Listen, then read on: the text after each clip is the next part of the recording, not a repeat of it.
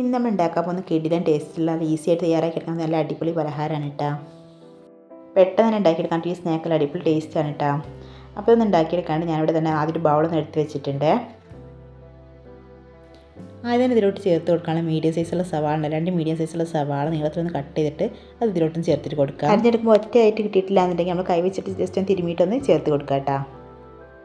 ഇനി അടുത്തതിലോട്ട് വേണ്ട ഉരുളക്കിഴങ്ങാണ്. ഞാനിവിടെ 2 മീഡിയം സൈസുള്ള ഉരുളക്കിഴങ്ങ് ഒന്ന് ഗ്രേറ്റ് ചെയ്തെടുത്തിട്ടുള്ളത്, നീളത്തൊന്ന് ഗ്രേറ്റ് ചെയ്തെടുത്തിട്ടുള്ളതാണിത്. അതും കൂടി ഇതിലോട്ടൊന്ന് ചേർത്തിട്ട് കൊടുക്കാം. ഇനി ഇതിലോട്ട് ഒരു ചെറിയൊരു കഷ്ണം ഇഞ്ചി ചെറുതായിട്ടൊന്ന് കട്ട് ചെയ്തതും ഒരു പച്ചമുളക് ചെറുതായിട്ട് കട്ട് ചെയ്തതും കുറച്ച് കറിവേപ്പില, അതുപോലെ തന്നെ കുറച്ച് മല്ലിയില,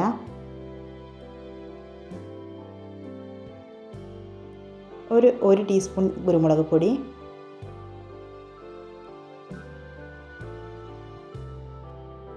ആവശ്യത്തിനുള്ള ഉപ്പ്, ഒരു 1/2 ടീസ്പൂൺ നല്ല ജീരകം കൂടി ഒന്ന് ചേർത്തിട്ട് കൊടുക്കാം. ഇനി അടുത്തായിട്ട് നമുക്ക് ഇതിലോട്ട് വേണ്ട 3 മുട്ടയാണ് കേട്ടോ. ഞാൻ 3 മുട്ട പൊട്ടിച്ചതും കൂടി ഒഴിച്ചിട്ട് കൊടുക്കുന്നുണ്ട്. ശേഷം നന്നായിട്ടൊന്ന് മിക്സ് ചെയ്തിട്ട് എടുക്കാം. ഇതിലൂടെ ഒട്ടും തന്നെ വെള്ളം ഒഴിച്ച് കൊടുക്കരുത് കേട്ടോ. ആ കിഴങ്ങിൻ്റെയും മുട്ടയുടെ ഒക്കെ നനവിൽ വെച്ചിട്ട് നന്നായിട്ടൊന്ന് കുഴച്ചിട്ട് എടുക്കാം. ഇനി അടുത്ത ഇതിലോട്ട് ഞാൻ 5 ടേബിൾ സ്പൂൺ അരിപ്പൊടി കൂടി ഒന്ന് ചേർത്ത് കൊടുക്കുന്നുണ്ട് കേട്ടോ. വറുത്തരിപ്പൊടിയോ വറുക്കാത്തരിപ്പൊടിയൊന്നും കുഴപ്പമില്ല. 5 ടേബിൾ സ്പൂൺ അരിപ്പൊടി കൂടി ഒന്ന് ചേർത്ത് കൊടുത്തിട്ട് വീണ്ടും നന്നായിട്ട് മിക്സ് ചെയ്തിട്ട് എടുക്കാം. അപ്പോൾ ഇത്രേ ഉള്ളൂ കേട്ടോ. എല്ലാം കൂടെ നല്ലപോലെ ഒന്ന് മിക്സ് ചെയ്ത് എടുത്തിട്ടുണ്ട്. ഇനി അടുത്തായിട്ട് നമുക്ക് തയ്യാറൊക്കെ എടുക്കാനുള്ള പാൻ അടുപ്പിൽ വെച്ച് കൊടുത്തിട്ടുണ്ട് കേട്ടോ. ഇനി 1 ടേബിൾ സ്പൂൺ നെയ്യും കൂടെ ഒഴിച്ച് കൊടുത്തിട്ട്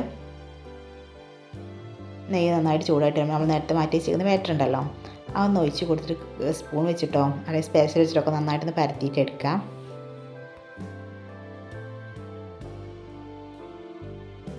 ഇതിൻ്റെ അടിയിലായിട്ട് മറ്റൊരു പാത്രം വെച്ച് കൊടുത്തിട്ടുണ്ട് അടുക്കി പിടിക്കാതിരിക്കാനായിട്ട്. ശേഷം ലോ ഫ്ലെയിമിലാക്കിയ ശേഷം ഇതൊന്ന് അടച്ച് വെച്ചിട്ടൊരു 10 മിനിറ്റ് ഒന്ന് കുക്ക് ചെയ്തിട്ടെടുക്കാം. ഈ ലോ ഫ്ലെയിമിലിട്ട് വേണ്ടതൊന്ന് കുക്ക് ചെയ്തിട്ടെടുക്കാനായിട്ട്. ഏകദേശം 10 മിനിറ്റ് ആയി തുടങ്ങിയിട്ടുണ്ട്. ഇനി ഇതിൻ്റെ അടപ്പം തുറന്നിട്ട് നോക്കാം. ഇങ്ങനെ അതിൻ്റെ അടിഭാഗമൊക്കെ ഒന്ന് വെന്ത് വന്നിട്ടുണ്ട്. ഇനി ഇതൊന്ന് മുകളിലായിട്ട് കുറച്ച് നെയ്യൊന്ന് സ്പ്രെഡ് ചെയ്ത ശേഷം ഇതൊന്ന് മറിച്ചിട്ട് കൊടുക്കാം. ഇനി ഇതൊന്ന് മറിച്ചിട്ട് കൊടുത്ത ശേഷം ലോ ഫ്ലെയിമിൽ ആയിട്ട് വേട്ടോ ഈ ഭാഗം കൂടി കുക്ക് ചെയ്തിട്ട് എടുക്കാനായിട്ട്. ഇനി ഒരു 5 മിനിറ്റും കൂടി ഇതുപോലെ ഒന്ന് കുക്ക് ചെയ്തിട്ട് എടുക്കാം.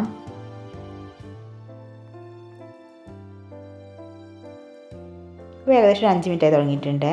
ഈ ഫ്ലെയിം ഒന്ന് ഓഫ് ചെയ്തിട്ട് കൊടുക്കാം. അങ്ങനെ ഇതിന് 2 ഭാഗം ഇപ്പോൾ വെന്ത് വന്നിട്ടുണ്ട്. ഇനി ഇതിന് മറ്റൊരു പാത്രം ഒന്ന് മാറ്റിയിട്ട് കൊടുക്കാം. അപ്പോൾ ഇത്രേ ഉള്ളൂ കേട്ടോ. അപ്പോൾ നമ്മൾ സൂപ്പർ ടേസ്റ്റുള്ള അടിപൊളി പലഹാരം ഇവിടെ റെഡി ആയിട്ടുണ്ട് കേട്ടോ. കിടിലൻ ടേസ്റ്റാണ് ഇത് കഴിക്കാനായിട്ട്. തീർച്ചയായിട്ടും എല്ലാവർക്കും ഇഷ്ടപ്പെടുന്ന നല്ലൊരു അടിപൊളി ഐറ്റമാണ്. വീഡിയോ ഇഷ്ടമല്ല ഇതൊന്ന് ട്രൈ ചെയ്ത് നോക്കുക.